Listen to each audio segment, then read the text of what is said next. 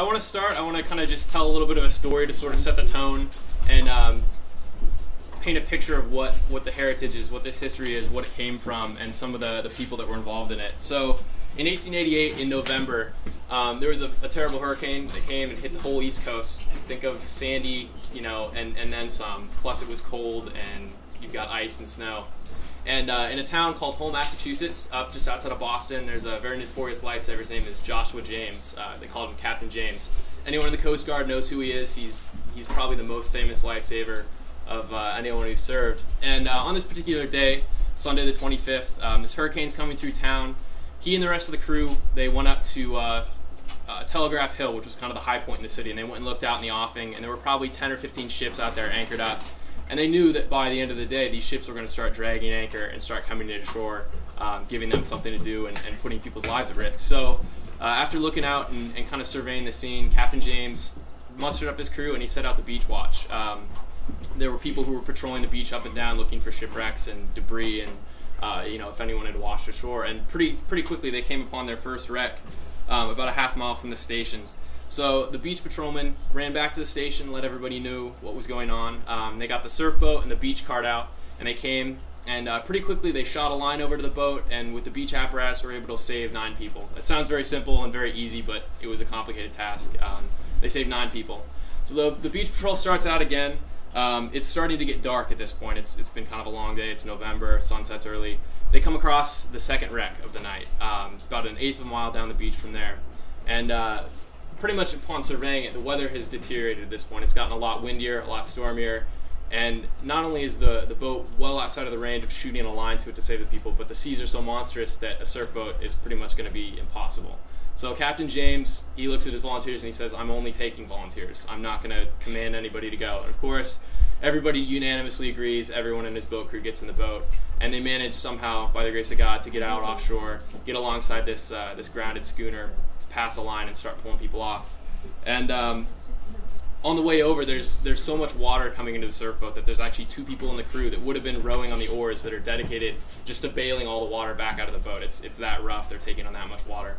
But they get alongside, and the 8 people that are still alive on board that haven't literally frozen to death are so incapable of helping themselves that they tie themselves off the ropes, throw the ropes to the rescue boat crew, and jump in the water just so that they can pull them in. But somehow they manage to get all the 8 people on board, and they make their inbound run to shore, this is probably the most tenuous, the most dangerous part of the whole rescue and the maneuver. When you have swells and surf coming off the stern of a boat, it can easily just push it on its side, capsize the boat, and throw everybody in the water. So what they do is they wait for their lull. They wait for this kind of relative calm period between the sets of waves. And Captain James, he finds it, he sees what he needs to do, and he tells his guys to row in. And on the row in, a wave pushes them onto a rock, and they start succumbing to some damage, taking on some water. They have to shift people around in the boat to keep it afloat, but they're still making it in. And just as they're about 200 yards off from the beach, this monstrous wave comes up, and it just dashes the boat to bits. So their boat is gone. Somehow they manage to get everyone to shore. They wade through the surf, they crawl, they swim, they get ashore. So he's saved 9 people. He's saved 8 people. Those 8 people with the surfboat's destroyed, but they get him ashore. The beach patrol resumes again. These men were relentless. Their success, the feats that they accomplished, had nothing to do with technology, had nothing to do with their foul weather gear, it had nothing to do with anything but their stamina, their endurance, and their human will. So they set out the beach patrol again, and at about 3 in the morning on Monday, they come across the 3rd schooner that's wrecked and offshore. And this one is also outside of the range of anything they could shoot a line to, so they know they have to get a boat, but they don't have a surf boat. So they walk 4 miles back up the beach to the next life-saving station, borrow their surf boat. They actually row it out from the beach right there, and they row down the beach about 6 miles. That's how they have to kind of roundabout get there. They get on scene, and they pull the people off, and they're able to save 7. So we've saved 9, we've saved 8, we've saved 7. And they get the boat in, and of course, as luck would have it, a messenger arrives at this point and lets them know that 9 miles down the beach, 9 miles as the crow flies, there are 2 wrecks. So they don't give up, they keep going, they grab some more volunteers where they can, other volunteers swap out.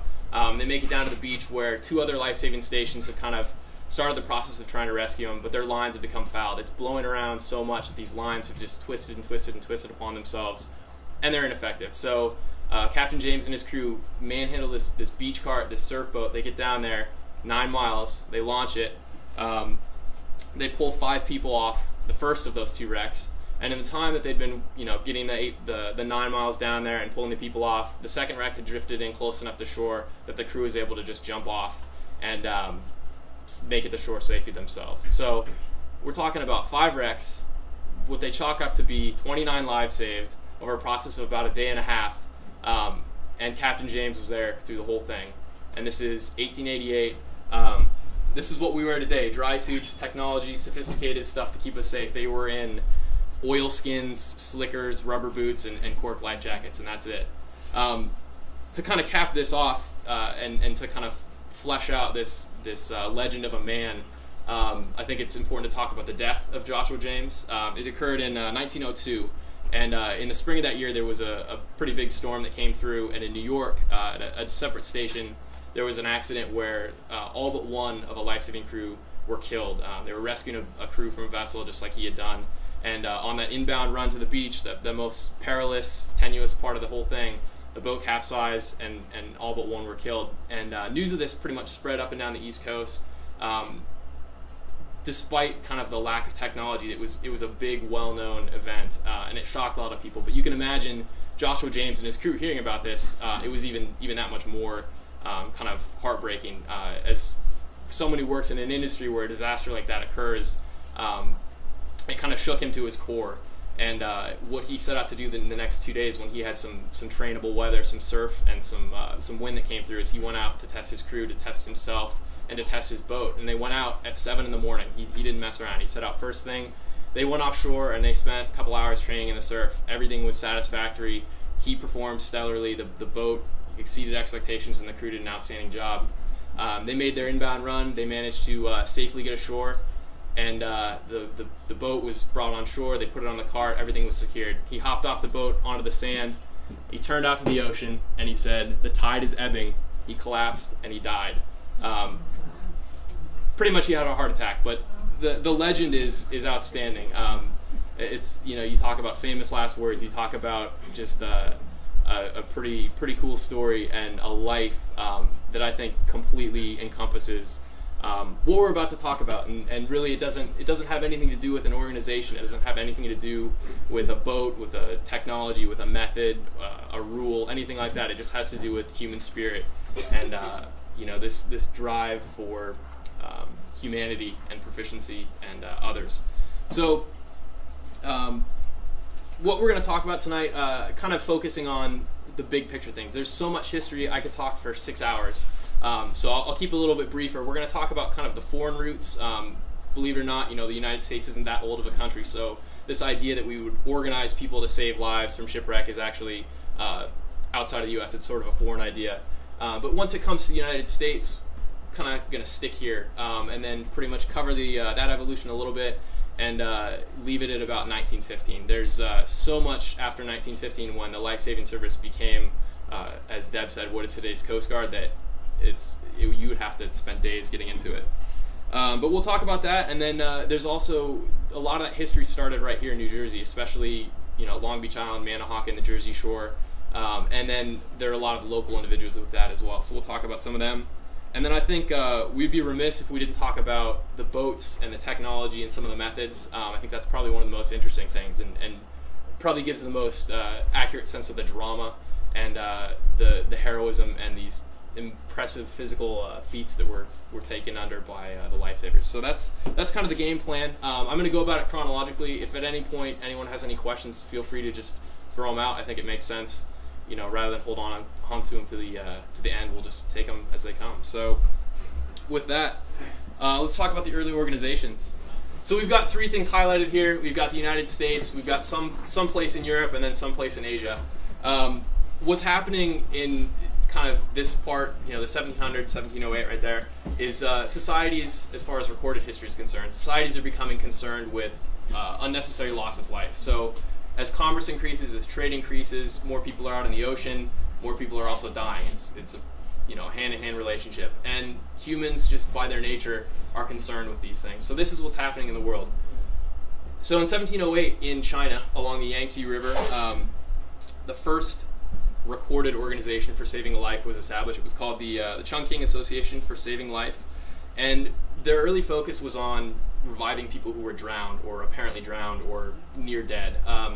So at that time, 1708, there wasn't CPR, there weren't these concepts of rescue breaths, this advanced medicine and intervention in cases of apparent drownings. So they sort of set out to settle that and to work on education and work on developing methods. But later on, in about 1737, they actually developed rescue stations. So they went from kind of just responding to these medical issues to actually providing a means to actively go about rescuing people. And this isn't a historic thing specific to that association. It's just a general line drawing of what a sampan looks like. It's kind of a typical cultural craft that you'd find in the Yangtze. Today, you'd find a lot of boats that look just like that. And in the 1730s, that's kind of what was used at those rescue stations. It's essentially the first recorded use of a boat for rescues, just for that. And while it wasn't necessarily designed specifically for rescues, in the history of the world, that's a pretty significant point when we talk about how the boats have changed, which that's one of my areas of interest. That's the beginning of it right there. There was a saying I find kind of interesting. At this time, piratism and barbarism is kind of a big thing. There's sort of this lawless sense on the seas, and the pirates didn't touch the lifesavers because, as they said, to kill the hand that might save you is foolish. It's sort of one of those Chinese proverbs, but it makes sense. They knew that if they robbed from these people, if they stole from them, if they interfered with them doing their jobs, then the pirates themselves, who often were rescued by the lifesavers, would be doing themselves a disservice. So after China, things moved to England, and I don't know if that's necessarily a reflection of England or individuals picking things up from what was happening in China. I think more likely it was probably just an independent occurrence and an independent development. But in the late 1770s, there was a physician named William Hawes who eventually founded what was known as the Royal Humane Society, but he had some of the similar goals. He had goals of how do we keep these people from dying when either at the beach or more often from shipwrecks appear to be drowned, stop breathing, and we can't revive them. So he begins doing research into different methods for resuscitating people, and he kind of gets a following going. He develops some methods that seem to work. Some of them, it's kind of what you're looking at right here, is mimicking the physical action of breathing, so trying to almost throw someone onto their stomach or throw them onto their chest, so you compress their lungs and get them to kind of start breathing again. But he develops a following, he develops people who get behind him, and he starts offering rewards for people who actually bring him people who are apparently drowned, so that he can go to work on them and try out his methods, because without a test, how's he going to know what works and what to go on in the future? So he begins doing that, and with that following, in 1774, he founds the Society for the Recovery of Persons Apparently Drowned, and that later becomes the Royal Humane Society. I always kind of laugh when I see that. I think of puppies and kittens and whatnot, but humane, this human concern for loss of life. And the Royal Humane Society, that's a big step in this whole grand evolution, because what they started doing was, again, public outreach, talking about how do we save people from shipwrecks. And later they went from kind of this education standpoint to passive strategies to even active life-saving. They offered awards as well, not only rewards to bring in people to try these methods out on, but also medals, cash rewards for people who were conducting feats of heroism, which is a kind of a concept that's important to this evolution as well. In 1785, talking about sort of the boat aspect again, a gentleman named Lionel Lucan in England developed what he called an unemergible boat. And basically what it was is a boat that was filled with air chambers and cork chambers, so that in the water you could submerge it and it was so buoyant that it would pop back up. And this is probably the earliest, again, recorded instance of a boat specifically for kind of life-saving purposes, and built in a way that we can see even today. Lifeboats are still built, rescue craft are still built with excessive buoyancy like that.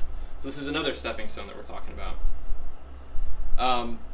Building off of that, in 1790, a gentleman named William Woodhave and Henry Great had built, of course they called it the original, but it was a lifeboat about 30 feet long, based on these same principles of buoyancy. And while they called it a lifeboat, it really was just an open rowboat. And when we talk about it later, there's a big distinction between what are called surf boats and what are called lifeboats. So it was really just a heavily beefed up surf boat, but they called it the lifeboat original.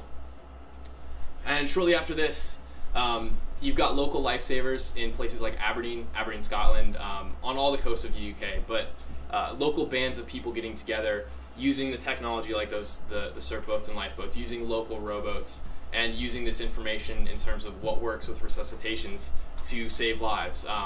In some cases, like in Aberdeen, Scotland, they used taxes that were levied on the ships using the ports to support their cause and to buy equipment and fund what they needed to do. But in 1824, the National Institution for the Preservation of Life from Shipwrecks was formed by Sir William Hillary.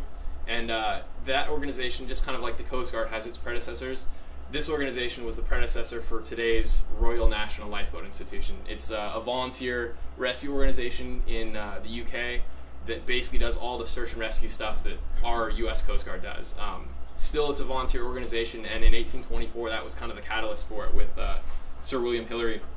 He was inspired particularly by shipwrecks he had seen.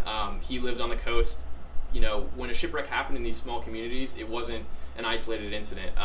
Debris would come ashore, salvaged goods would come ashore, and a lot of times bodies would come ashore. So, you know, you talk about like a traumatic effect that it would have on the whole community. And in some of these places where it happens so often, you can kind of see how, after a time, it would have a significant impact on somebody. And that has some later roots here in the United States. That's kind of a common theme, that people see shipwrecks, they see loss of life, and it has a significant impact on them. In 1854, the institution he founded in 1824 became the Royal National Lifeboat Institution that remains today. So now we're going to bring it to the U.S. In Boston, there's a tavern called the Bunch of Grapes, and it's still there today. And a bunch of guys met there in 1786, and they founded what was called the Humane Society of the Commonwealth of Massachusetts, or later just the Massachusetts Humane Society. But they had a bunch of different guys. It's a nice little etching of them. And they started for the same reasons as the Royal Humane Society. They started for this concern of, you know, excessive, unnecessary deaths from shipwrecks, and they worked in the same ways on education, on practicing these new techniques to get people to survive. But later on, as they offered rewards for acts of heroism, they moved from these passive education strategies to more active approaches. So the first passive things they did were in 1787, frozen here. They created huts on the beach that were equipped with basically stuff for people who, you know, landed in the middle of winter and were shipwrecked. So blankets, provisions, they had wood stoves, they had some rescue equipment. So if a local band of just kind of ragtag volunteers came together, they could go to these huts, they could find what they needed to do, and they could effect a rescue. But for the most part, it was just a passive, if you happen to be shipwrecked and you happen to be in the right part of the beach, you might be able to, yeah, it's kind of a ridiculous idea, but you might be able to find some comfort and some salvation in a hut. In 1807, they turned to more active strategies, and they created their first station in Cohasset, which had a surf boat or a lifeboat assigned to it, and when a shipwreck happened, volunteers could band together, take out the apparatus, and try and effect a rescue. And the other thing, kind of finishing up this idea of early organizations, is in 1789, the U.S. formed the United States Lighthouse Establishment, which basically took all these kind of discombobulated, unorganized lighthouses and aids to navigation and put them under federal control, that's sort of a preventative measure, which helped a lot. And also, with these lighthouses, oftentimes, since it was already federally established or already set up, it made sense to position some kind of rescue craft there, whether it be beach equipment or a surf boat or a lifeboat. This is kind of an early example of stations sort of spottily being distributed and getting started up. So we're getting into the area where we've already seen things become established, basic organizations have started, but we're moving forward in time, so commerce is increasing, shipwrecks are increasing, loss of life is increasing, and shipwrecks are starting to create business. Like I said, you know, bodies wash ashore, well, debris washes ashore. These ships weren't just traveling empty, they were carrying very valuable goods. And at this time in the history of the world, the majority of transportation in terms of big imports and exports was done via the sea, whether it be domestically coastwise transportation going up and down the coast, or internationally things coming from here to England. When they landed on shore, there were a lot of valuable goods on board, and so people in the communities sometimes even made their whole livelihood off of what they could salvage. And the U.S. started to see that there was a problem here, that this needed some governing. Out of this, ultimately, what came is the idea of someone in a community who was kind of in charge of organizing life-saving and salvage, and who liaisoned with the government and insurance agencies. So this is kind of a significant thing as well. What happened though was, go back one here, you had wreckers, so people who made their livelihoods off of the salvage goods. They'd go out and they do what they could to save lives. As soon as the shipwreck came ashore, they would do everything in their power to save lives. They didn't have any misguided interests or anything. But then they would go and they would salvage the goods. And as happens, with insurance, people realized there was a great opportunity to make some money, and insurance fraud started happening in droves. People realized they could take an old, not very valuable craft, they could leave it empty, they could have a captain who was capable of taking it offshore, crashing it on the bar, and himself making it to shore safely, and then claiming insurance on it. As much as we talk about the good of humanity and the great human imperatives and things that people do naturally, well, there's also this sort of evil tendency that's been with us forever. So they go out and they make their money this way. Well, the insurance companies start smelling what's going on, and they start realizing, well, we need somebody on the beach to actually look out for our interests. And that's where the idea of what they call the wreck master came into being. So this wreck master was created and sort of appointed by the local government, the states usually, and they would organize the life-saving effort at first. They'd get a ragtag crew together, make a volunteer effort to save lives, and then they would organize the salvaging and making sure that the contracts were carried out correctly and that there wasn't anything that smelled fishy, that everything was above board. They helped with the investigation of the wrecks, and that's how they ensured the insurance company's best interests. So this idea of a wreck master, someone having the authority for a specific part of the beach, is another big stepping stone in this big evolution we're talking about. Right about this time, a gentleman named William Augustus Newell kind of comes into the picture.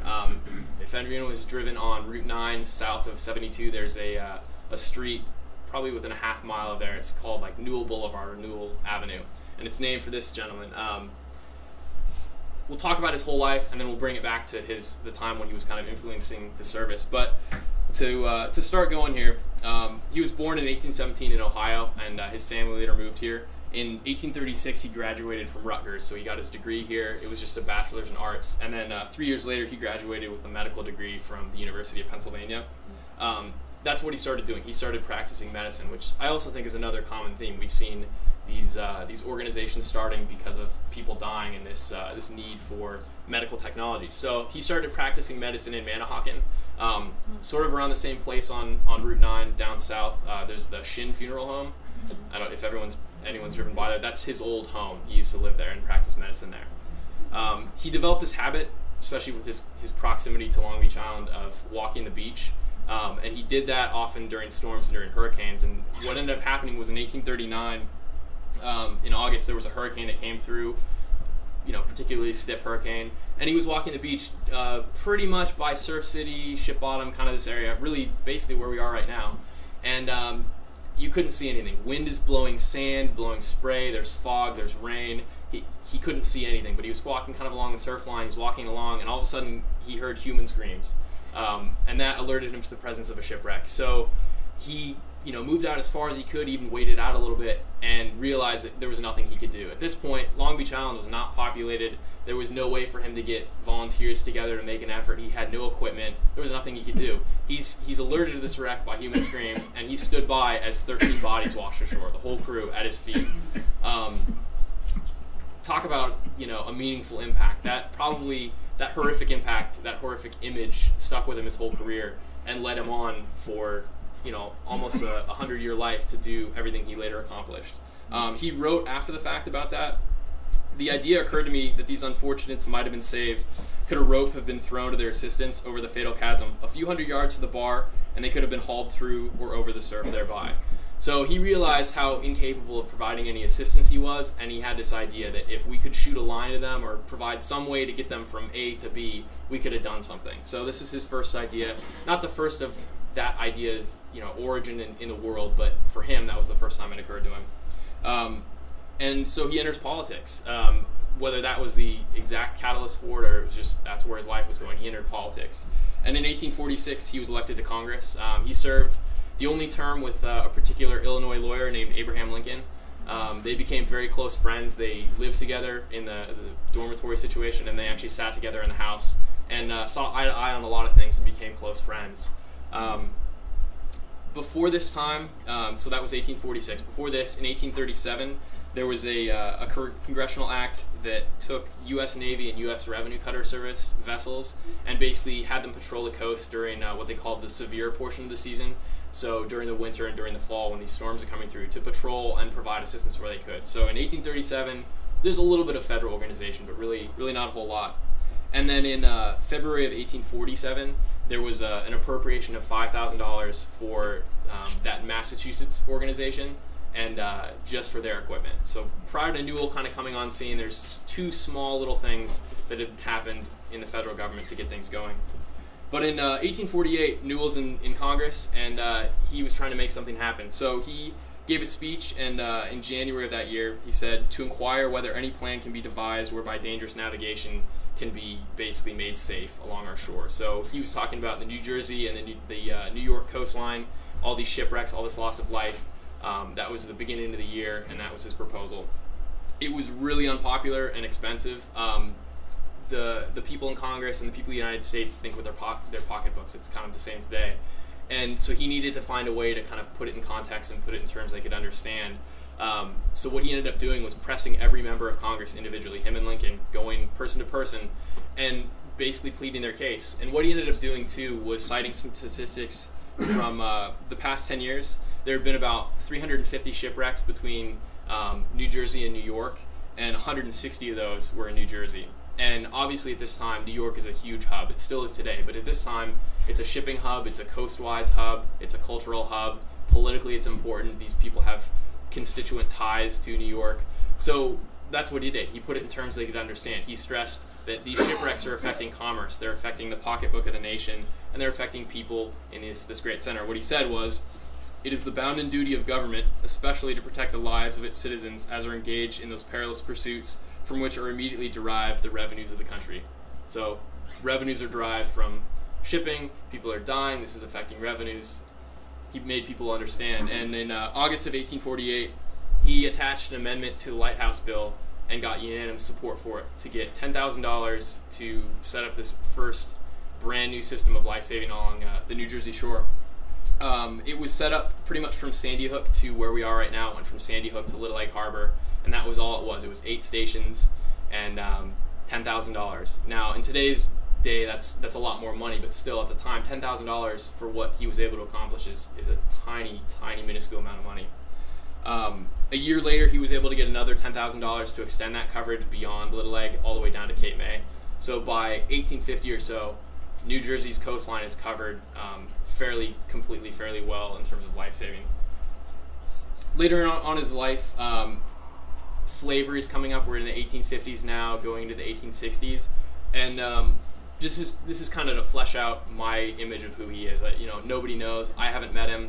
All you can do is read books, but he seems like a pretty good guy, a guy with some pretty solid morals.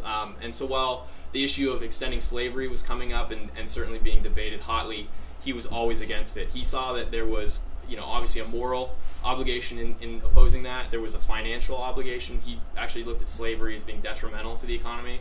And he also thought that the issue of extending slavery needed to be dealt with at the federal level. It wasn't a states' right thing. But he did respect the states in the Union that currently had slavery. He respected them to maintain that so that for the Union's sake things didn't fall apart. Kind of on that coattail, he was reelected in 1848 to serve his second term. And once that term was up, in 1850, he tried to become the governor of New Jersey. He anticipated a lot of support from his life-saving legislation, which was very popular, but unfortunately he lost in 1850 and wasn't elected the governor of New Jersey until 1856. So 1856, he serves his one term. He does a lot of things like advocating for public schools. He did a little bit of work, small scale, with the life-saving effort, but mostly it was just kind of a quiet term as the governor. And in 1864, following that, he went on to serve his third term as a New Jersey congressman, where he kind of finished things up. In 1865, while he was the congressman, he actually saved Lincoln's son's life. His son was named Tad Lincoln. He had a bout of typhoid, and in that sense, Lincoln kind of looked at it as like he owed him a favor, so he was always indebted to him, and he ended up cashing that favor in. After the Civil War, there was a deserter from New Jersey. He was a young guy who had deserted to the South, and Newell called him that favor. He was supposed to be executed, and he had Lincoln commute his sentence. So that was kind of wrapping that things up. So he's supporting equal rights. He's against slavery. He's against these things. And just to kind of add to that, he was all about black suffrage and extending rights to everybody. And he wrote, "Yes, gentlemen, suffrage is a delusion and a snare if it cannot be extended to every man created in the image and likeness of his maker." So, I don't know. I look at him and I see another perfect example of just an outstanding serviceman, somebody really compassionate for human beings. In 1866, he ran again for Congress and he lost. His career in the Atlantic coast and in New Jersey has kind of wrapped up. He's not as popular as he was. His ideas aren't as fresh. The things he's been able to accomplish aren't as recently stuck in people's minds. And he pretty much got out of all politics at this point. In 1866, he pushed to get pay for lifesavers on a per diem basis. So if they went out to a shipwreck, they'd get $10, and that failed. So kind of another setback for him. Winding things down, he ran again for governor. He didn't, successfully win, and he goes back to practicing medicine. This time up in Allentown, New Jersey. You can actually go and visit his house up there. It's right next to the Presbyterian Church today. But he was practicing medicine up there, doing some very non-conventional, very contemporary things. He worked with skin grafts a few years before that was commonly accepted. He worked and conducted procedures with anesthesia several years before that was accepted. And unfortunately, he also consulted with some people that were a few years behind being accepted yet. They were what the medical society called irregular eclectics, people who worked in things like herbs and what we'd probably call today holistic medicine. But at the time, in the age of bloodletting and things like that, were not accepted. And he actually got censured by the New Jersey Board of Medicine, and that ended things for him in a big way on the East Coast. After that, he was done. In 1880, kind of riding on this, President Hayes, for whatever reason, knew of Newell. I think he probably knew of some of the setbacks, and he offered him the position of being the territorial governor of Washington Territory, so 3,000 miles on the West Coast. And Newell, he jumped on it. He knew that he needed to get out, start something new, and see what he could do on the other coast. So he was the governor there for 4 years. This is a picture from 1880 when he was the governor. At this point, he's about 60 years old, 65. And that beard is nice and thick and black, and he actually dyed his beard. Just a little fun fact about him. He was kind of vain, I guess. While he was out there, he's advocated for suffrage for African Americans. He's been very staunchly against extending slavery, and when he was in Washington Territory, he was an advocate for women's suffrage. And towards the end of his career, his term there, he was able to get women's suffrage granted in the territory. There's a little bit of controversy around the later part of his life. Now, I cited some of the legislation that happened before him in terms of life-saving, maybe a year or two before he got involved. But for all intents and purposes, he's often called the father of the life-saving service because his work and his funding really got the federal organization started. The general superintendent of the life-saving service in '76 called him the father and founder of the life-saving service. But somehow in the later part of his career, that got challenged. There was a push to get recognition for him from both New Jersey and Washington Territory. And as soon as that was proposed, somebody created a stink about it. Somebody raised a question about it, and it was brought to the same superintendent of the life-saving service to investigate. And so he did this big, long investigation. The proposed memorial had multiple pages of all his accomplishments and things and credited things that had been chalked up to his life of service. And so he found a couple things wrong in his report that we investigated these claims. The first thing was that there had been some additional funding after Newell's time that had been associated and attributed to Newell that really wasn't his. It was kind of lumped together with his. This particular report cited that he had gotten pay for lifesavers, which he had tried to, but it didn't succeed, and it wasn't even a regular salaried kind of pay. It was just a per diem basis. And in terms of just other little small errors, there was a lot of stuff. So it kind of came out, and it was a big deal. It was a scandal. And what Kimball, the superintendent who investigated it, ultimately read into it, and what he said himself was, and that the system he advocated, if it can be called such, bears out the slightest, if any, resemblance to the system of life-saving service. In view of the facts, it is not seen where Mr. Newell is the originator or the author of anything in the life-saving service, or were there any grounds that would justify Congress in awarding to him the honor and distinction prayed for? That's quite the 180-degree turn from calling him the father and founder to just about 10 years later completely redacting that. And, you know, again, I don't know the guy. I didn't shake his hand. I haven't met him. But it seems like there might have been some jealousy there. We'll talk about Kimball later, too. And he had some very, very important things that he brought about in the service. And I think it's likely that there was some jealousy. And he didn't really want to share the glory with what Newell had done. So perhaps that suggests some of the controversy there. But getting to the end of his life, he's in Washington Territory in the 1880s, 1890s. He intended to live there the rest of his life, but as his family, he had a couple children and his wife started dying around him. He pretty much was all alone. All of his siblings except one and his wife died over a period of 10 years, and the one that remained lived overseas. So he decided to move back to New Jersey and back into what he had established in Allentown. Unfortunately, he was pretty poor at this point. He was almost not even able to pay the rent at the place he practiced medicine, and he ended up getting ill in 1901, and by the end of the year, in August, he died and was buried in Allentown, which actually has if you get the chance, it has a nice kind of memorial to him up there and a family plot by his house. But a few years later, there was an obituary that was found. To me, if you're going to cap off an individual, kind of the same way that Joshua James has some words that I think, you know, cap off his life, this is it for William Newell. The obituary read, "Dr. Newell was the personification of grit. He began his career as a poor doctor and ended it that way. He was an excellent physician, but a poor collector of dues, and therefore he lived and died comparatively poor when he should have accumulated much wealth." There are a bunch of different cases, if you really look into his history, where he practiced medicine and he did some things that, working with people who had contagious diseases because he knew that they needed some dignity and some care that other people would have literally kept a distance. And just case upon case where he went above and beyond and continuously just thought selflessly and acted selflessly. So that's William Newell. So 1848, we'll just kind of get back to where we were talking. 1848, William Newell does some important things for the life-saving service, and he gets $10,000 appropriated to start things off, which is where we'll pick up back on the timeline of life-saving. This is a painting from 1868 by Edward Moran. It's called "Launching the Lifeboat." And I think this is pretty much what a volunteer life-saving crew would have looked like. At this point, prior to 1848, it was all just ragtag volunteers. It was the wreck master who the state appointed, kind of organizing things, getting things going, getting a crew out. If they had a surf boat or a lifeboat, they'd get it out and they'd try and launch it. And, you know, it would kind of be a disorganized cluster. But this is a painting that I think is pretty accurate of that. So we've got the federal volunteer establishment beginning. We've got the wreck master, we've got volunteers, we've got things growing and evolving. There was an author, Dennis R. Means, and he said that kind of the evolution at this point is slow, tedious, a reactionary legislative process which culminated not on the shores but on the floors of Congress. So with the work that William Newell was doing, it wasn't a battle of technology, it wasn't a battle of teaching people how to save lives, it was a battle of getting money and convincing people that this was a valid effort. So the $10,000 that William Newell got appropriated got put into place at these 8 stations. It's kind of a chunk of the state, but you can see it's expanded there from Sandy Hook to Long Beach. Barnegat was one, 6 Mile Beach, which is Island Beach today, Swan Beach, which is Manasquan River, Shark River, up by Asbury Park, Deal, up by Asbury Park, and then Long Branch. These were the first 8 stations, and in 1849 to 1850 they started becoming operational.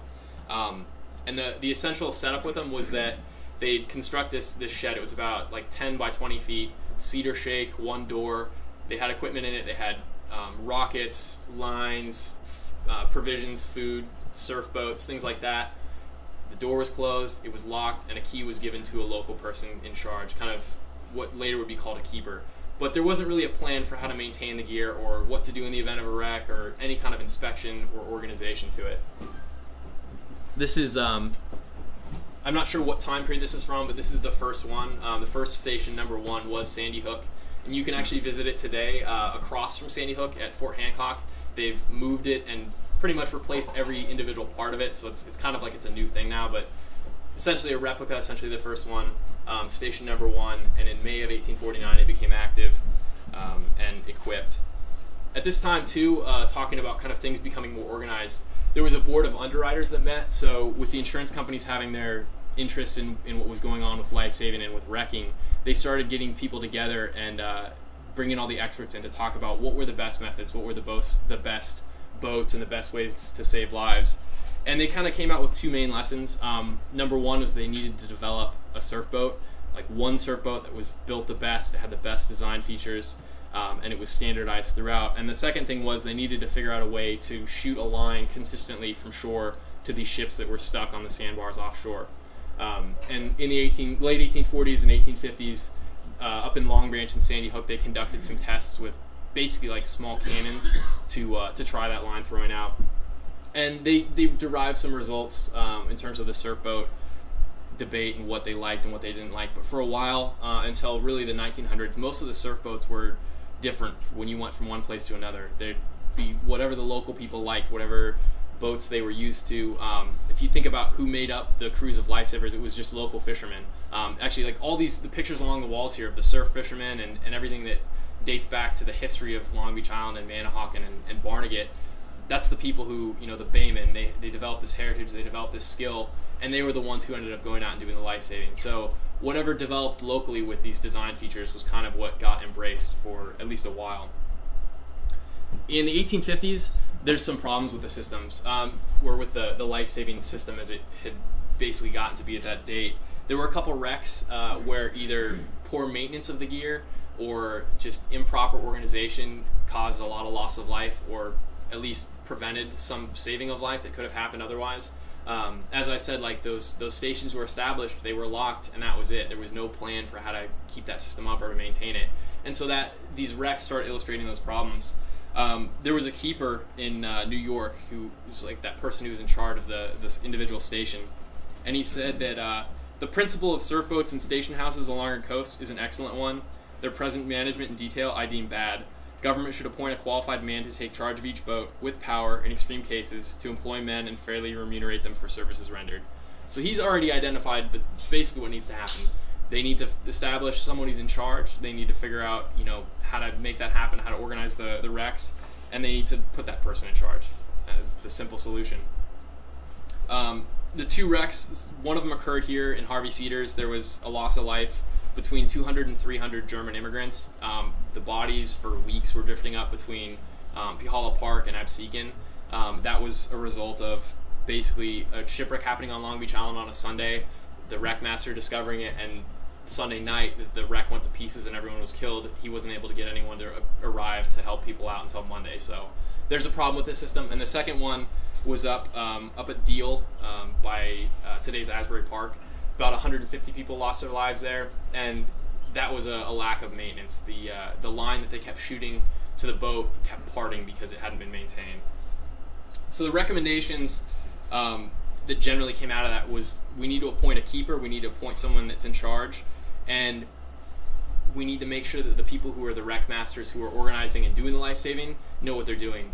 Nepotism had played a big role here. If you knew somebody or you were related to somebody, you got the job. And that was the big problem, is that ineffective people who really had no business doing what they were doing, no business saving lives, were in that position just because of political influence. So that was kind of how these wrecks sort of shaped the idea of what needed to change. And in 1854, Congress took some action to that end. They appropriated enough money to fund one keeper per station. So instead of just giving the key to someone, they said, okay, now you have the key, you're also responsible for this, so you need to maintain the gear and take care of it. And they also funded one superintendent for New Jersey and one for Long Island for that part of New York, so that they could have oversight and inspection of all those different stations. In the late 1850s, more money's coming along. There's some spotty salary pay that's happening. They kind of developed what they call the active season. So between certain months in the fall and certain months in the spring, that was when the active season was. So that's when they funded and paid for people to be at the life-saving stations to conduct the rescues. And they also got more money for new stations and new boats. They tried to reduce the gaps between stations and bring everything closer together so that they could more effectively detect wrecks and then quicker, in a more fast manner, respond to them. The low point, I think, for this whole effort, we've got this great idea in the 1840s. We've got money being appropriated for it. Things are getting built. Things are getting bought and put into place. The low point is the Civil War for so many reasons. One, literally from the communities, surfmen and the people who are doing the life-saving are called off to war to fight, and in a lot of cases being killed and not coming home. From the government perspective, what's the point of spending money on this equipment that hasn't been that effective when we've got a civil war going on and we need to fund all that that whole process. And in the context of kind of humanity and a sense of concern for things, the Civil War dulled a lot of people's senses. You can imagine it's a horrific thing. The imagery, the news of it, it was really dulling people's senses to the shipwreck issue. So a lot of stuff got forgotten about in the 1860s, and equipment failed, gear wasn't taken care of, people went off to war and didn't come back. The end of the volunteer era came in the 1870s. Actually, before that, this is just like a basic kind of schematic, I think, that paints a picture of sort of what we have in the timeline. There's no metric, there's no actual score of anything, but 1840s, the system gets pretty good, it's a good idea, and then it goes downhill till the 1860s, and then a massive increase. But from the period of 1848 to 1872, these are just the basic metrics of it. They saved about 4,100 lives. The federal government appropriated almost $300,000, and if you break that down, the cost per life is about $67. Just an interesting kind of statistic as we move forward in the organization. So in the 1870s, the Civil War has taught them a lot of things. It showed what's wrong with how we do things.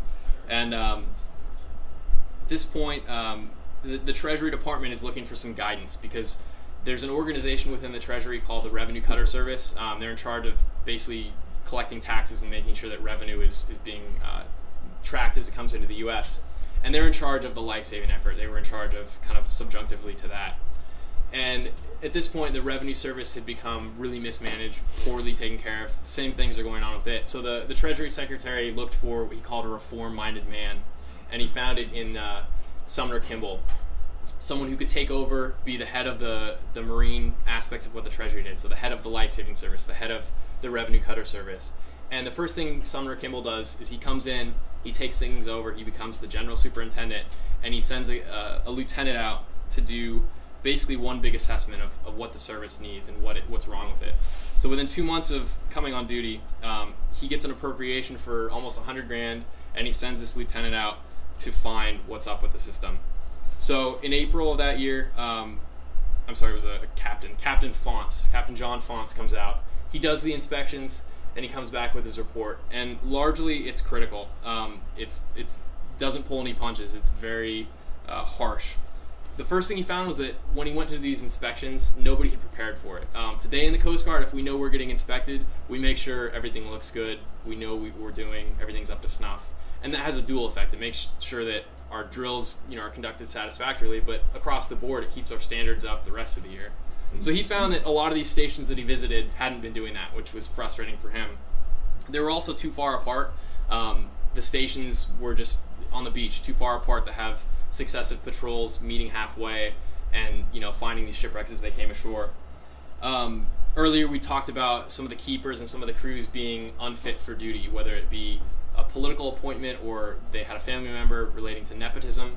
So he found that a lot of the keepers were actually completely ill-fit for duty. They were either too old, incompetent, had no background in life-saving, no background in fishing, and the material condition of things was, as he put it, dilapidated, filthy, with but a few exceptions, worthless, and it gave every evidence of neglect and misuse. Like I said, very critical. No sugarcoating.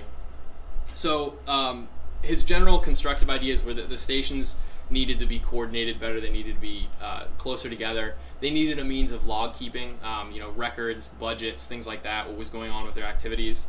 He wanted to better organize the district, so organizing New Jersey into North and South and organizing Long Island into East and West.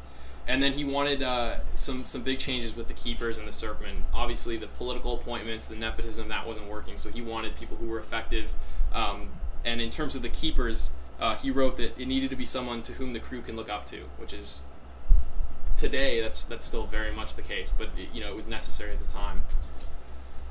The other things that he needed to do was they needed to draft a standard set of regulations. There wasn't any kind of governing procedures or governing policies for how rescues were to be conducted or how drills were to be done. And that was one of the big things that Captain Fonts recommended to Sumner Kimball, who was the superintendent who received this report. Probably the best thing about it is that Sumner Kimball was in a position to act. He was the right guy to receive the report. He was a reform-minded man. He was the kind of guy who would go out and kick some butt and get what needed to be done changed or get the money appropriated for it. So his two goals were basically to convince his bosses that he was capable of doing that job, and to convince them, once that was established, to convince them that this was a vital thing, that this was necessary, that life-saving was an important cause that needed to be funded and needed some attention.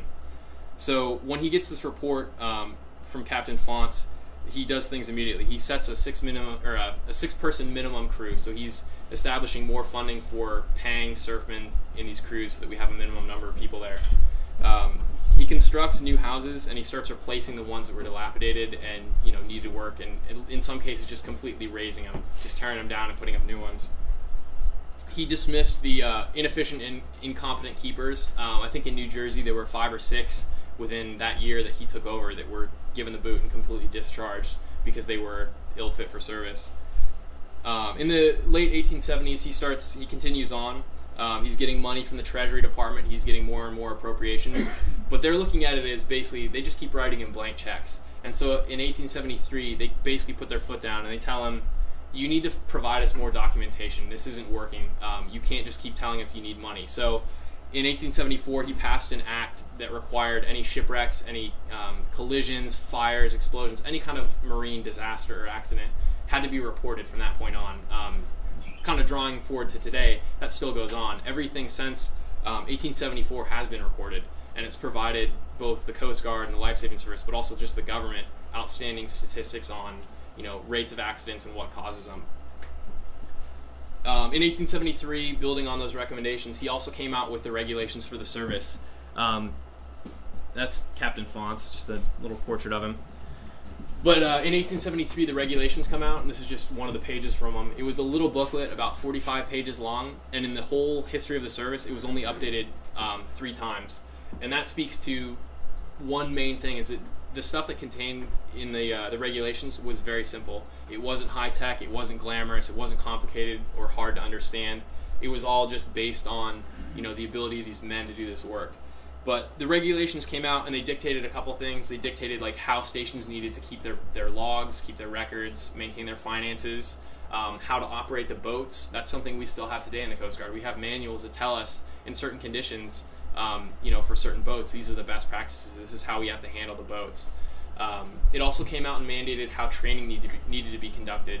In the life-saving service, they had every day of the week was a set day. So on Monday they'd do a certain drill. On Tuesday they'd do a certain drill. Saturday they'd do a complete field day cleaning of the station, and on Sunday they rest. And today we do the same thing. We have, in our plan of the week, we have days where we do training, we have days where we do maintenance. So it's really alive and well today. 1873, those regulations came out. 2013, a good deal of the spirit of those regulations is still absolutely in practice and being carried out. The organizational structure in those regulations was also set up. It looks really complicated, but basically you have the Treasury Department, the Life Saving Service, and then 2 sides. You have a government side and a civilian side.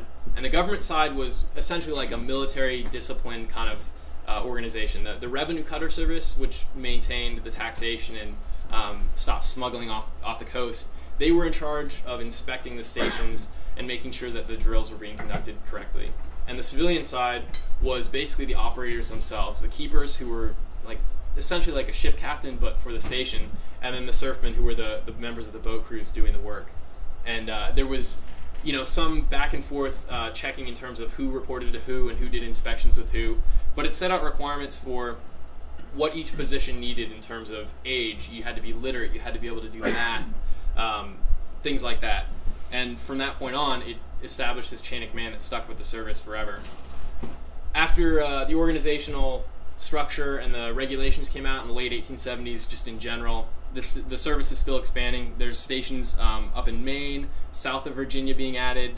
The Gulf is seeing stations down in Galveston, even Florida, the Great Lakes started getting stations, and the East Coast active season, what they had said was, let's say, December to May, was expanded further, so it might have been November to June at that point. They keep expanding what they needed people to be employed for. So at this point, this has all been volunteers. There has been some pay, but usually it was just for part-time or for per rec or whatever. So it's all been, I'm just going to say, all volunteer. And after 1873, starting in 1878, you have the U.S. Life Saving Service, and it's a federal organization on its own, and it's got paid employees. There was an act in 1878 that actually established the title U.S. Life Saving Service and set it up as its own organization and set it up as its own department that Sumner Kimball, that superintendent, was the officiate over. At this point in the history, their clientele, if you will, is still very much that coastwise transit. You know, ships going from, say, New York to the Gulf, or things like that.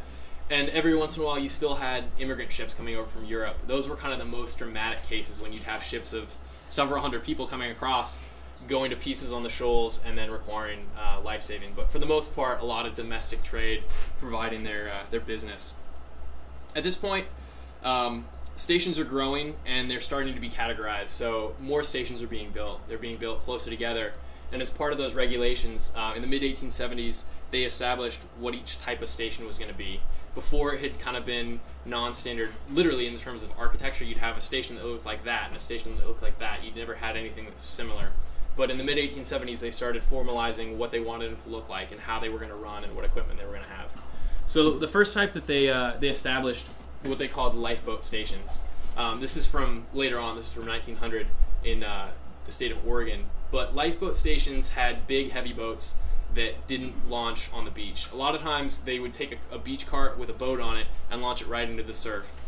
Most of the East Coast stations are like that. But in cases where they had deep water ports, or they didn't have a beach accessible, they'd have a lifeboat station. And usually it was a bigger port, usually Great Lakes. Great Lakes had a lot of lifeboat stations, and not a whole lot on the East Coast. The other concept that they had was a life-saving station. A lot of East Coast stations were life-saving stations. They had the lighter surf boats that would just be powered by oars and just open boats with no extra buoyancy. The other part that they had was the beach apparatus, and I'll talk all about this. It probably seems a little bit confusing, but they had the beach apparatus and the surf boats and a crew that stayed on board.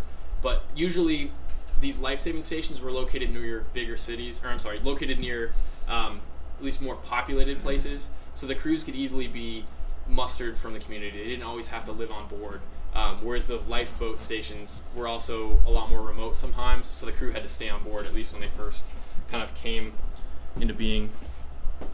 And then the third type was what they called houses of refuge, and really the only places that had these were down in the Gulf where the water was warm. All it was a form of those early passive huts. It was a house that had provisions for, the standard was 25 survivors for 10 days, so they had water and food and shelter. But just by nature of the water temperatures involved, people's survival was a lot more guaranteed when they ran aground or came into trouble down south. The big concern then was how do they survive in effectively like a desert island kind of scenario. As we get into kind of the later 1870s, 1880s, we're pretty much in the golden age of the life-saving service. The service has been revamped. It's hit its stride. It knows what it's doing. It's got effective, competent leadership. It's got funding. It's got good people working for it, good stations, good boats. There's still a lot of people who need their assistance. It's really like kind of the stepping off point. There's not a whole lot of other developments that happened after the 1880s, big picture at least, in that organization. Really small things that happen later on. Eventually they get uniforms in 1889. They start experimenting with gasoline engines for their oar-powered boats. Horses get approved to be used. Things like this, really small things, but pretty much in the 1880s, that service was at its prime and at its optimum. One of the other things that came out of how they organized things were kind of standardizing the idea of the keeper and the surfman. So the keeper initially was the person who they gave the key to, but later on they got a lot more responsibility and were also held quite a bit more accountable. They pretty much had the authority of a seagoing captain over really their community, but just specifically their station.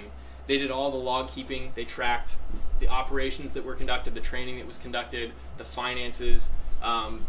You know, a lot of times they settled personnel issues with the crew. It was all a very tight-knit crew of about 8 people.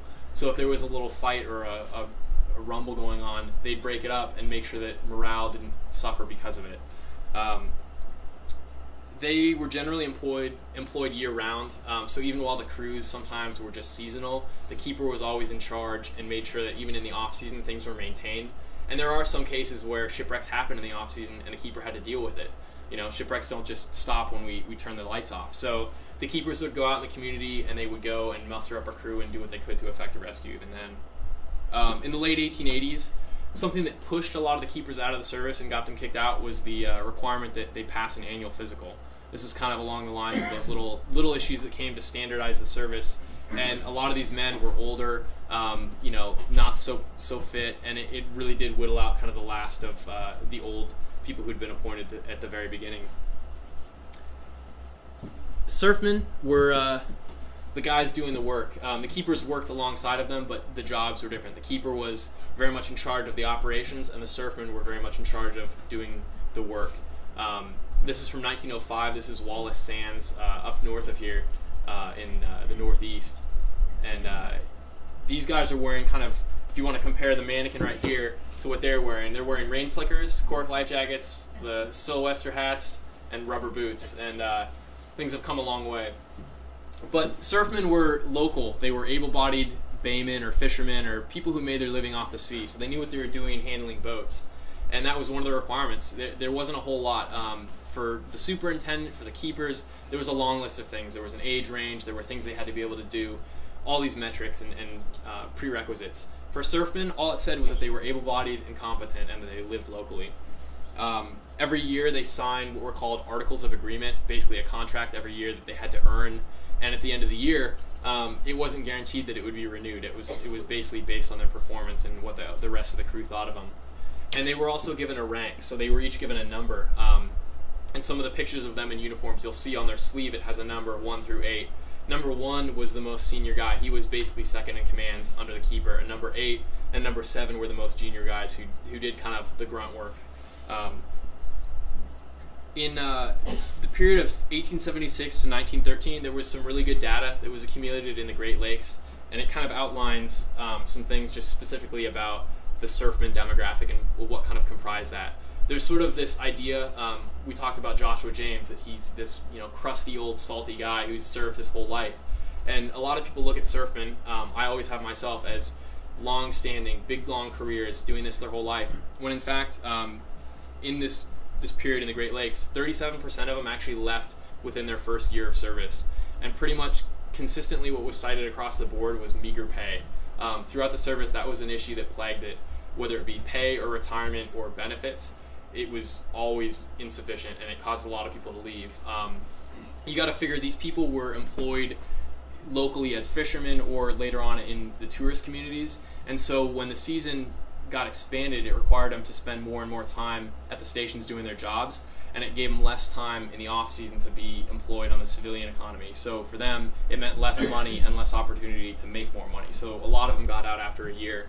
But the average tour, even despite a lot of those people getting out early, was about 8 years. The pay in 1870 was $50 a month, and then 10 years later it went up to $60 a month. But a lot of people ended up getting out early because of those same employment issues. And there really, in the whole service, or the whole history of the service, there wasn't much that was done about that. At the end, there was a little clause that was put in for people who were killed in action so that their widows could get 1 year's pay, but that was it. For the whole service's history, there really wasn't a whole lot of support.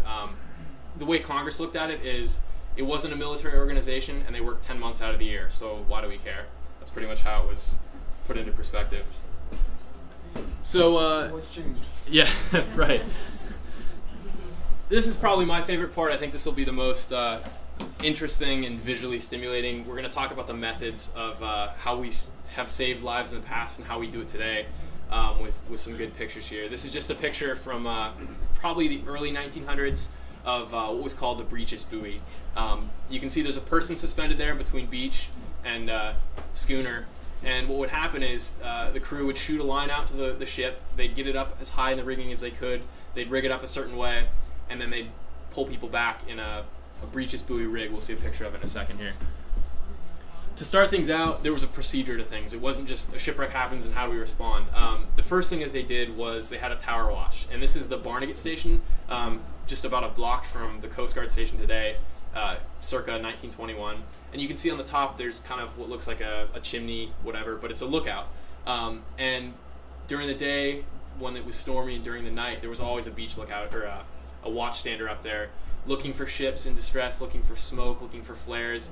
And they could also see on the beach where the beach patrolman was. So if people were walking, they could see what they were doing, and they could see if they needed help. The second part of that system was the beach patrol. And we talk about the surfmen, and we think that all they do is the boats. But they did the boats, and they did the patrols. So they would go out and they'd walk the beach, sometimes 4 miles in one direction and 4 miles back. They'd usually do about a 4-hour patrol, and then someone else would take the next patrol. I've heard stories that when they carried these lanterns in storms with all the sand being blown up, it would actually like literally sandblast the lens to the point where they had to be replaced on a pretty frequent basis.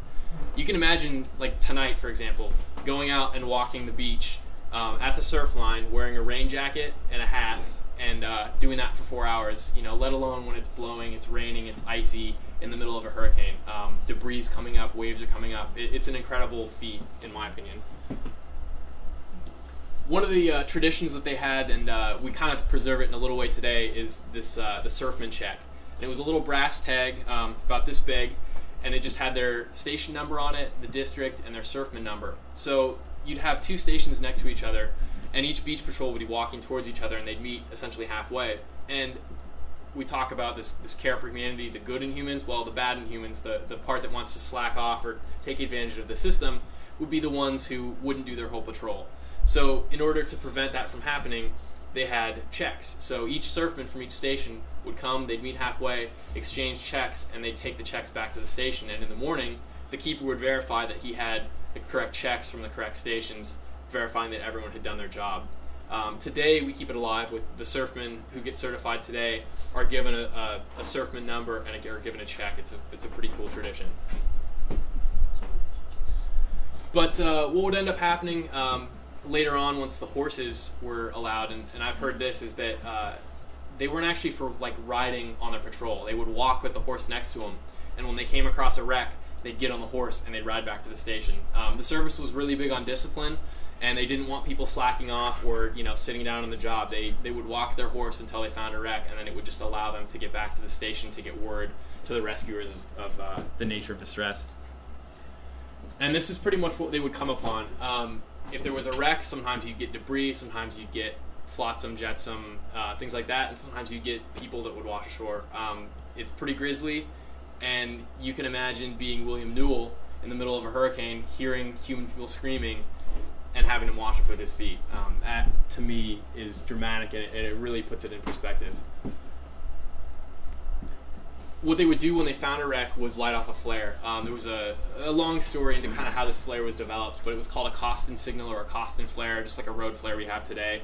It would burn for a few minutes, and if on their patrol the surfmen saw a ship that was in distress or nearing distress, they'd light one off to try and warn them, to try to get them to steer away from the beach. But if they came ashore, they'd light off another one, and it would tell the vessel, "We've spotted you, we're going to provide help." And then it would get back to the lookout tower, who was looking on the beach. They'd see this flare go off, and they'd know, okay, we need to start turning out the gear and getting the crew ready.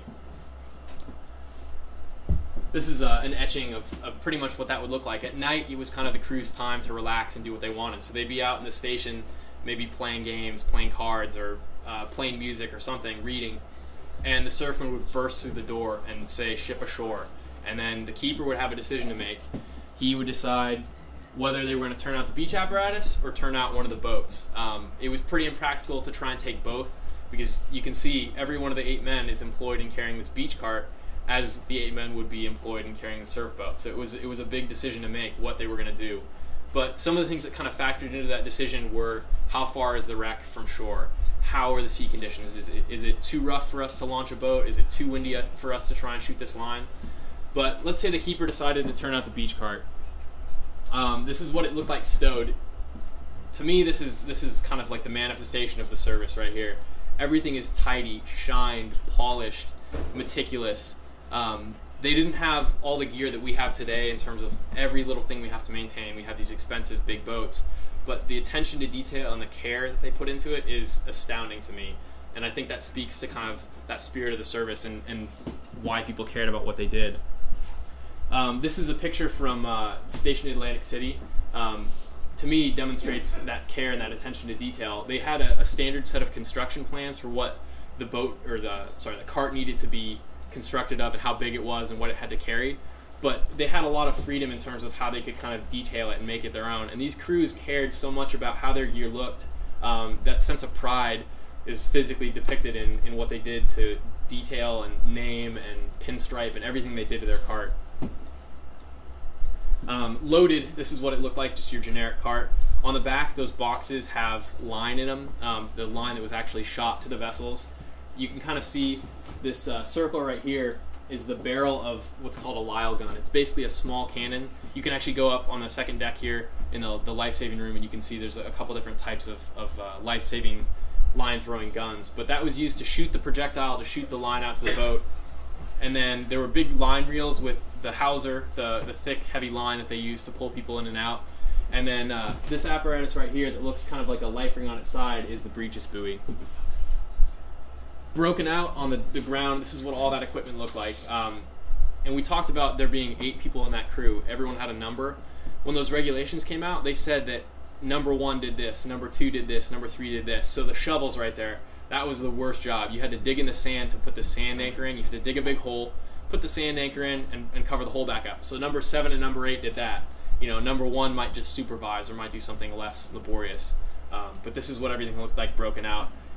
You see the date on that is 1940. So this whole procedure, this whole technology, and this method of saving lives, it continued past the 40s. I think the last time a breeches buoy was used was in the 50s, the 60s. Thanks, Tim. By the Coast Guard. This is what those boxes look like. They're called faking boxes. That's kind of the method of how we organize line, and we coil it up. But they would take the pins and they would weave the line throughout the pins, and they'd put it in the box, and then when they needed to shoot it, they'd pull the pins off, and you just have this nice, neatly faked out bundle of line. And then on the lower left side right there, that's the projectile, and it would be stuck into the barrel of the gun with that pointy end in, and then the line was attached to the outside end, and when it got shot out of the gun, it would actually flip 180 degrees and then shoot out. And early on, kind of as the technology developed, they had a lot of problems with those lines parting.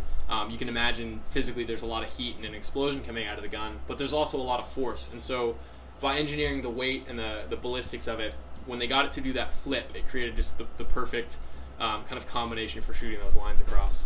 And that's the breeches buoy. There's also one, I think it's just over by the office over there. It's basically a life ring with a seat of pants and some suspension on it. And then at the top there's a pulley that travels kind of like a zip line across that top guide wire. This is one of the crew members doing the rig. This is a pretty popular thing in the communities. Let's say that they did the breeches buoy drill on Wednesdays. In the summer, vacationers would come to these vacation towns, and they would actually, like a tourist attraction, come watch the lifesavers do their drills. And so in some cases you'd have a member of the crew, or you'd have the keeper's daughter, or just some random person from the community would hop in and take it for a ride. Kind of setting things up and getting some perspective here, this is sort of from the beach side. This is them doing a drill. And in the background, there's a guy standing on a pole. They call that the wreck pole. That was what they simulated the shipwreck would be. That would be the mast. And so they'd get the gear out. They'd start the stopwatch. Everyone would do their job. And once it was all set up, they'd shoot it to the wreck pole. This is just another kind of picture of the setup. Again, you can see number 7 and number 8 doing the crappy job. They would dig, and at this end, you'd have this foundation buried. You'd have the line go up. It would be supported by basically like an A-frame crotch system, and then it would be shot across. They'd take tension on it, and then it would be ready to go. It seems kind of complicated, but really there was, 2 or 3 main lines involved, and it was simple enough that people who were shipwrecked could receive the gear, set it up, and be rescued by it. And that's what it looked like when they fired it. The person in charge of firing it would pull the fuse, it would shoot the gun, and that would send the first line across. And it was kind of what they called a messenger line. It was a thin line, not really heavy, and it was used to pull the heavier and then the heavier lines across. Once it was rigged up, you can see that's the breeches buoy. This is how simple it was. There's the top line that was like the zip line, the high wire that whole apparatus went back and forth on, and then the bottom part was the in-haul and the out-haul. It was just a pulley that when they pulled one way on the beach, it would cause the breeches buoy to go out, and then when they pulled the other way, it would send it, or it would bring it back to the beach. Those 2 little dangling things are instruction cards. They were printed in English and French, and when that whole apparatus was shot out to the boat, they'd pull it in, they'd see what they said, and they'd rig it up how they needed to. And that's another picture of it in action. It's actually a photograph. It kind of gives some perspective to photographic techniques at the time. They really heavily etched it up. You can see they emphasize the waves. But I think it really dramatically emphasizes what's going on. And you can see there's a guy climbing up the rigging towards the lower part. even though a line might be shot across and help might be essentially like right on scene, ready to go, you had these people who might have been out in the environment, out in the elements for hours on hours. They still had to climb up as high as they could to get into the apparatus. So just because a line was shot across didn't guarantee that people were going to get rescued or that they'd be able to help themselves. One of my favorite things is kind of the frugality of the government. This is what's called a hawser cutter. When it was all done with the wreck, there was no way to easily get out to the ship to untie the lines and bring all the gear in, so they had to figure out a way to cut the lines. And rather than just leave and abandon 500 feet of line, they'd bring the breeches buoy back in, they'd put this hinged, basically like fish-shaped piece of wood on the line, send it out, and when they pulled back on it, blades inside of it engaged, and it cut the line. So they'd waste 5 or 10 feet of line instead of wasting 500 feet. You know, they knew that Congress wasn't going to give them the money that they needed, so they looked at every possible way to save money, and that's what they did. I like this picture too. We could probably recreate this picture today at Station Barnegat Light. We have tow reels on the boats that we operate the same way, and just the way he's guiding it on with his hand, that attention to detail, every coil being successfully wrapped. It was vital in the life-saving service that the mission wasn't over until everything was stowed the right way. They knew that if they didn't take care of their gear, it was going to fail them in operation. And today, 2013, we do the same thing. The other part of that is ships still use this basic system. This is a picture I took when I was on the ship I used to be on in Seattle, and we're taking on fuel from a Navy tanker, and the process is basically identical. Instead of using a cannon, they use a shoulder-fired rifle, but they shoot a small line across, we pull it across, it pulls a bigger line, and that finally pulls the fuel hose instead of the breeches buoy, but it comes across, and then we disconnect the whole thing and it goes back. This is 2010. This technology has been used for 200 years. It's going to continue being used in the future because it's effective, it's simple, and it works. So if they didn't decide to take out the beach cart, let's say the boat was too far to shoot that Lyle gun and shoot the line to, the keeper would make the decision, we're going to turn out the surf boat or we're going to turn out the lifeboat. This is a picture from roughly like the Golden Gate area of California, about the late 1800s, and they're doing it for a drill, but time was of the essence. You can see they're all running.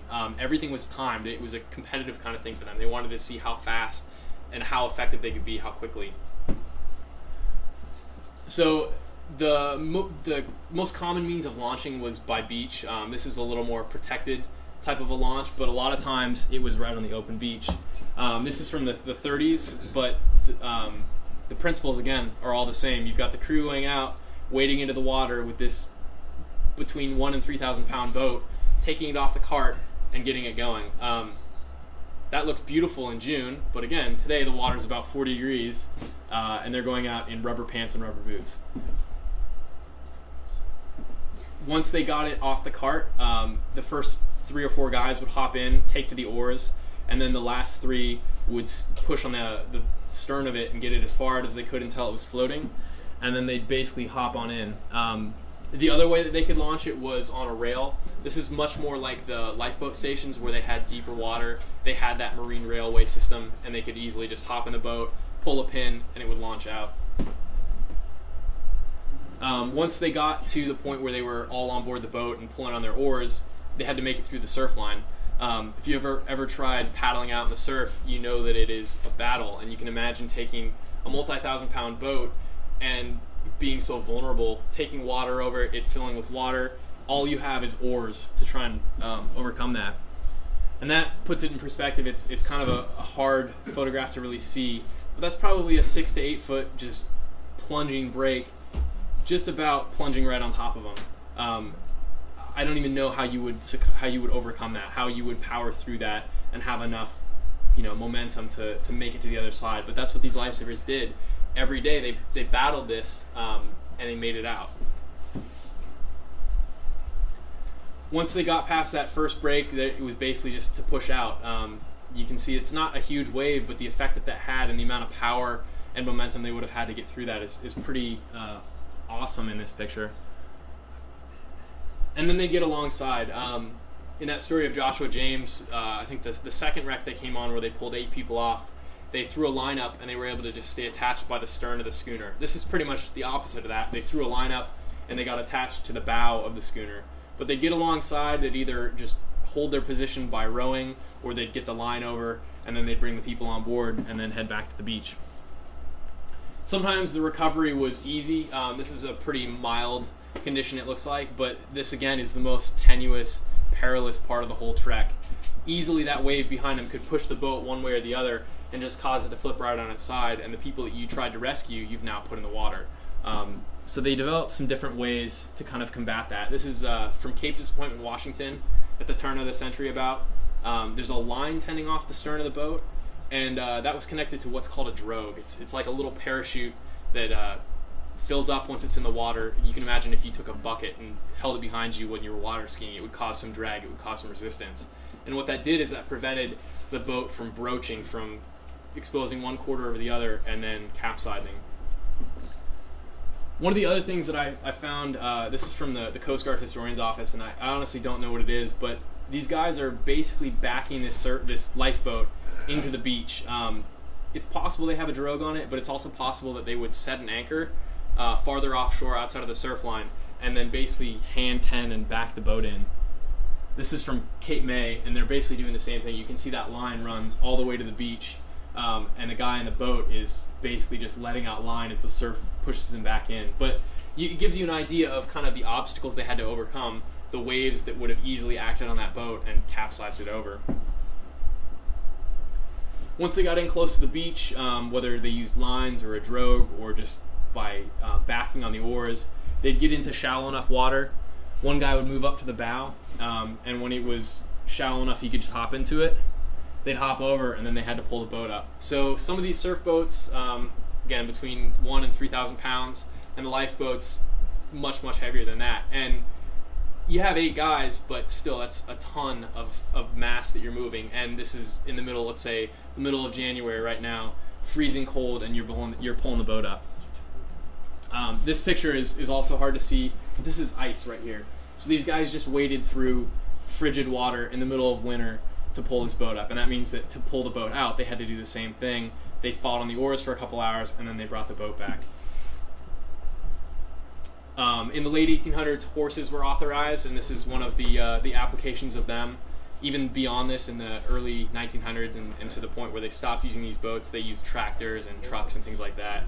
But even with the horse, that's a steep beach. Those guys are moving 2,000 pounds of boat up the beach. So then let's talk about the boats. This is a picture of a gentleman named Lonnie C. Gray. He served at Station P Island in North Carolina. And that's a whole nother story, but Station P Island was actually, throughout its history, basically right after it was established, manned entirely by African Americans. Pretty interesting, progressive story, some amazing rescues that they accomplished, but in the 30s and 40s they went and did kind of a profile of that station, and they did some pretty great portraits of the crew members, and that's who this guy is. When things started out, we have, actually I should say, retired Navy Commander Tim Dring in the audience tonight. He's pretty much the consummate boat expert for Coast Guard and Life-Saving Service small boats. Probably of the people alive in the world, he's one of the most knowledgeable. So he's agreed to not correct me on anything that's wrong in here. I've done my research, but sometimes it's hard to tell. Anyway, in the early 1870s and before that time, the boats that the lifesavers were using were these. They were surf boats, by any other means, just rowboats with a square raked stern. They'd been developed for surf fishing. They'd been developed to be launched and recovered on the beach. The idea behind that square and kind of backward slanted stern is that as those seas came off the stern when they were coming in, it would pick up the boat and then set it back down rather than washing the boat one way or the other.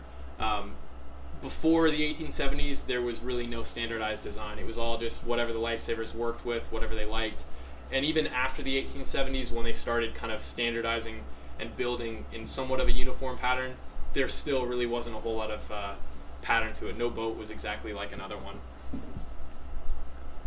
This is another picture of one of the early stations that was built probably around the time that Sumner Kimball started making new constructions, standardizing the architecture. But it gives you some scale to about how big the boat is, you know, how many people would be in it, and how they'd house it in the station. This is a picture from 1935 at Coast Guard Station Barnegat Light. They were doing a survey for a new boathouse they were building. And this isn't necessarily like an identical Jersey type surf boat that was used by the Lifesaving Service, but it was in their boat inventory at that time, even if it was just kind of for messing around. And it's because it worked, and it's because it's local to this area. And again, it just gives you an idea of maybe from the underside, kind of another perspective of what those boats look like. This is from about 1900. In that story of Joshua James, when their surf boat was destroyed and they had to travel up the beach to borrow the surf boat from the next station, this is what that surf boat was. It was untested. It was designed by Joshua James's brother. It was called Nantasket, but they'd never used it before. So you can imagine that story is pretty impressive on its own. You can imagine then this surf boat that they're borrowing has never been used on a case before, and they just take it out and employ it. Again, kind of depicting what the evolution is of boats. To talk about surf boats and lifeboats, these are surf boats. These are oar-powered, double-ended. They're not built to be extra buoyant. They're not built to be extra heavy. They're just open rowboats with two pointy ends for the most part. Commander Tring, you're gonna have to, hopefully I'm correct on this, but these are basically the next iteration of pulling surf boats with oars. Monomoy, they named them after the communities and the places they were used and designed. So Monomoy is up in New York. There was a Long Branch, there was Race Point, all these other boats named for where they were used. The Jersey type pulling surf boat named because of New Jersey. You can see that things seem a little bit more sophisticated, a little more equipped. There's a little more buoyancy and building up in the back of the boats. They started putting the name USLSS, U.S. Lifesaving Service, on the boats, and you can see the carts that they were suspended on as well. This is a Race Point type pulling surf boat used up in Rockaway Point. Gives you again some perspective to what that whole process of rowing out was.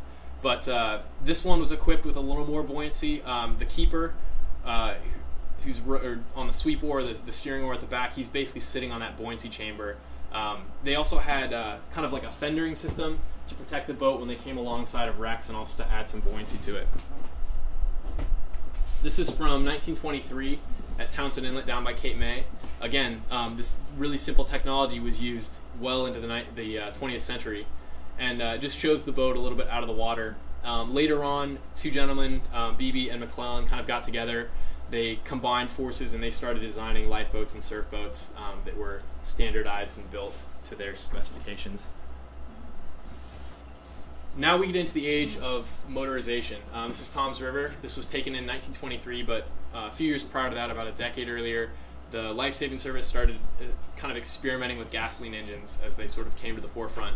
And this one used one engine, and it sort of coupled the drive from the engine to two different propellers. There's one on the right side and one on the left side. And it was still launched the same way, though, still launched from a beach cart. But this is kind of the evolution. We've gone from primarily talking about just oars, manpower, and now we're talking about you use oars to get out to the point where it's beyond the beach, and then you kick in the motor, and you've got motorized power to help you get on scene faster, endure more, go farther, be more effective. In the 60s, the Coast Guard kind of decided and identified a need for even quicker, small boats to get in and out of the surf zone. This isn't the Lifesaving Service, this is now the Coast Guard, and it's not incredibly pertinent to the Lifesaving Service, but we're talking about the evolution here. So we've gone from that motorized surf boat from Townsend's Inlet to this very maneuverable small boat to get in and out of the surf zone quickly, pull someone out of the water, and get them back to safety. This is the 30-foot surf rescue boat, which was used until about 2000. The last ones were retired in Oregon, and this picture was taken in the 90s. But you can kind of see just from one picture to the next how things are changing, what's staying the same, what's new. Consistently, you can see the boat still has a very high degree of angle and sweep to it, from a high stern to a high bow. And even though it is kind of square stern, they both still have almost a rounded bow and a rounded stern. And definitely ample buoyancy. The other distinction, those were all surf boats. These are lifeboats. So in the 1870s, the U.S. Lifesaving Service started looking at what the newest technology was and what another rescue craft might be. And so they turned to England, who had been kind of the forerunner in the early organizations, and also was a forerunner in a lot of the boats. That's where a lot of the technology, especially with the lifeboats, comes from, is from England. So in 1872, they imported this lifeboat and used it to work with, to decide what they wanted to implement with their own lifeboats, but also just to get ideas. It's still around. This is when it was displayed at one of the stations in northern Jersey in the 30s, but they started using it in 72. This is a picture from Oregon. Must have been late 1890s. They were building the jetty at Coquille River, and they're pulling out. I think it's a Dobbins type. I'm not really sure. But one of the things you notice right away, and you notice it with the last one, is there's something right here and something right there the surf boats didn't have. And what that is it's a buoyancy chamber. It's literally just an air pocket, a watertight sealed compartment that keeps that thing afloat like a cork. It makes it a lot heavier. They also had heavier weighted keels, but it was a much sturdier boat. They could withstand the most wicked surf, the most wicked storms. And for the reasons of weight and size and just having to lug those things around, at first surfmen hated them. They didn't really see the value in it. It made their jobs more difficult. They weren't proven. They were this new thing. But later on, surfmen realized what that value was in the heavy weather performance, that it was almost supernatural or unnatural how well they handled. This is 1918. These are guys from Coast Guard Station Barnegat. This is now the U.S. Coast Guard, but it's kind of the next step in this evolution of the boats. This is a 36-foot Type E, E being early was how they typed it, and it's a motor lifeboat. So it's 36 feet, it has a gasoline engine and a propeller that powers it. It also has, you can see the masts with sails are kind of collapsed inward, but you could also sail or motor sail with it too. This is a picture from 1962 of Station Barnegat. There's a couple different boats here, but the one that we're concerned about is this one right in the center. And it's a 36-foot TRS motor lifeboat. T was type, they just put a T for it. R was revised or remodeled. Revised. And S was simple. I guess they'd simplified some things. And there are a bunch of different iterations of the 36. The one before, you can see, has a lot of similarities to that one right there. But that was kind of the evolution of it. And they used that boat from 1937 to 1987. So a 50-year span of service. It's a wooden boat. It was built by the Coast Guard. It existed and was used for 50 years. And the last one was retired in 87 from a station in Oregon. This is from the mid-90s. It's the 52-foot steel motor lifeboat. I've skipped a few different models and iterations here and there, but this boat was first built in 56. There were 4 of them built, and they serve in Washington and Oregon State. And that boat is still around today. It's, as one of my supervisors called it, he called it the sacred cow. It's revered and very respected and loved by all the people who operate it. It might only do 12 knots, but it is just an awesome boat that will get you through anything and always bring you back.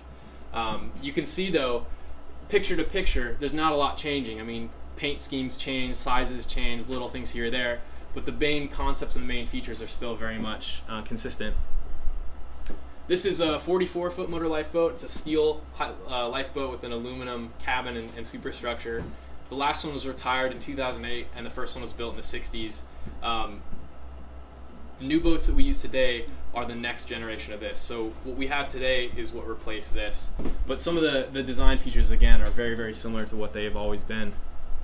And then this is what we have today. At Barnegat, we have 2 of these. They're the 47-foot motor lifeboat. It's an aluminum boat. It travels at about 25 knots, and it's self-riding. It can flip itself over. It can handle a lot of rough stuff. So some of the things that we talk about, the distinction between surf boat and lifeboat and what self-riding means and all these things. This is today. I want to draw some connections between what we've seen since the mid-1800s to today, 2013. So self-bailing basically means that a lifeboat or a surf boat, if it takes on water, a wave washes over it, it can get rid of that water on its own. So this is a 47-foot motor lifeboat that we use today, and there's in the recess on the side there's self-bailing ports that allow the water to exit. So 2013, self-bailing is still very much alive and well. Self-riding is this concept that when a boat gets rolled over in the surf or rolled over by a wave, it'll bring itself back up. In 1891, this is a lifeboat. And the term self-righting is kind of ambiguous. Definitely the boats were built to self-right. They had a very low center of gravity with a heavy weighted keel, and they had lots of buoyancy, but it also required the crew to do some work too to help right the boat, and they needed to maneuver themselves to do that. So that's 1891, what that looks like. There's kind of two main concepts to buoyancy and what over time has, to self-righting, and what over time has made that happen.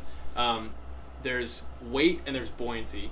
If you think of like a Tommy Tippy cup, a cup that will always stay stable for kids, so they don't spill their cups, that's because it has a weighted bottom. It's got a low center of gravity.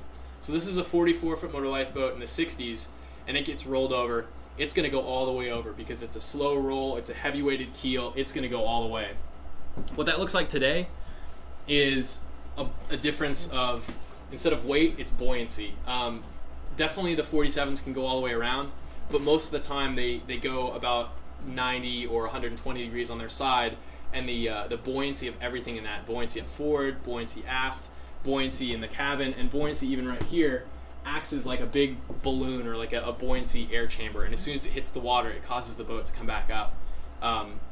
Those two kind of extremes, weight and buoyancy, have always been, in that evolution, have always been important, but you can see through time we kind of moved from just relying on a lot of weight and a watertight boat to now relying on some weight, but also definitely on buoyancy.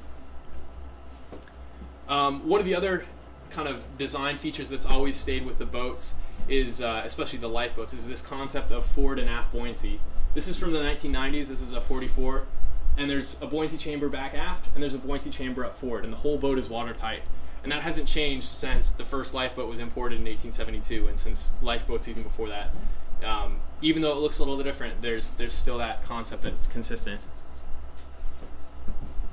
One of the things in boat design, there's different terms to describe things, and sheer is a big one. This picture really demonstrates it to me. This is from about the 80s, but this is a 52-foot motor lifeboat, and you can see there's the point of the stern and the point of the bow, and there's a nice, pretty significant curve between the two. These lines kind of help show that. Basically what that means is a high bow and a high stern. So any waves that you take on the bow and any waves that you take on the stern, it's a lot easier to kind of plow up over them instead of having them just swamp you. And that's 1980. Those boats are still in service. The 47s have that. The first surf boats and the first lifeboats have that, if not even a little more exaggerated. This is another modern day, kind of a combination of a lifeboat and a surf boat. We call it a near-shore lifeboat. It's used up in Chatham because of the low, it's a very shallow river or inlet and a very shallow bar, and so that's what they have to use. And even with this one, you can see kind of drawn that line, but it shows that there's a very steep angle of the bow and a very steep angle of the stern to, again, provide that wave action resistance. This is from Coos Bay in Oregon, another picture of the 47, and another description of one of those terms. We talked about sheer. This is called camber, and you can see that red line shows what the deck is doing. The deck slopes, and that aids in the self-bailing. So anytime water comes up on deck, gravity causes it to run right off. This is 2000. Boats have always had that. All the surf boats, all the lifeboats that have been self-bailing have been able to protect themselves, have been designed that way, and this is alive today.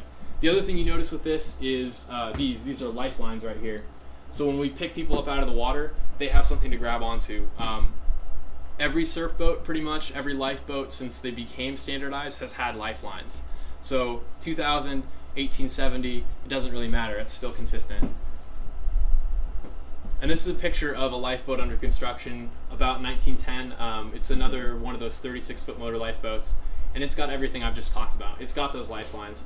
It's got a very high bow and a very high stern, and it's really evident on those buoyancy chambers what that curve looks like, and those are buoyancy chambers, so now you've got the buoyancy that we've been talking about. To give a little bit more perspective to it as well, these are just a couple slides of like the schematics of what those boats were constructed like, and the basics of them. This is a surf boat from 1887. It weighed about 1,300 pounds. It cost $150 to $200 depending on who it was built by and when it was built. And it wasn't self-righting, and it self-bailed in about 20 seconds. So if it was filled with water, it took 20 seconds to empty that water out. This is the 44, used between the 60s and 2008. It was almost 40,000 pounds. between the start and the end of production, it costs anywhere from $115,000 to $225,000, and it was self-bailing very rapidly, and it took about 30 seconds to self-right. And then today, what we use is the 47-foot motor lifeboat.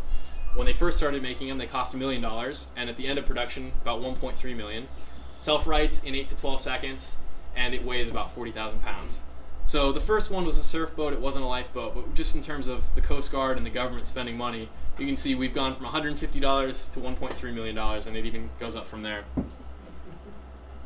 The last thing I want to do is just, there's a couple pictures here that really show that things haven't changed. This one we saw earlier, this is the late 1800s, it's a pulling surf boat on the East Coast, breaking out through the surf. And this is a picture from the 1990s of a 44 in bigger surf, farther offshore in the Pacific, doing its thing. But if you go back from one picture to the next, they don't look that different. Things have changed, the missions have changed a little bit, but on the whole, things have also stayed quite a bit the same. And this is that Dobbins lifeboat from Coquille River in Oregon, late 1890s. They were building the jetty at that time. It's a big river inlet into the ocean. And this is 2000s. It's at Umpqua River, just a little bit to the north of that inlet. Things haven't changed a whole lot. So that's kind of my message as I wrap things up here. These gentlemen are from the station in Coos Bay, Oregon, and they're all stoic lifesavers. They all have uniforms. They all have a service. They all have a creed, and they all have a mission. And I feel like that heritage is like a handshake. I can't go and I can't meet William Newell, I can't meet Joshua James, but everything we do today, everything that our service does, the rules, the policies, the boats, the people, the training, everything is the same. So in that sense, I can shake Joshua James' hand, because at some point Captain James taught somebody who taught somebody else, who taught somebody at a station in New Jersey, who taught somebody who I work for, who taught me. It's a living heritage. If there's any kind of solace I can provide you as the taxpayer, you know, we do an outstanding job, and we do it in the name of these guys, and we do it as best we can. And the practices in that spirit is very much, as much alive today as it was whenever in the history of human life. So, thank you.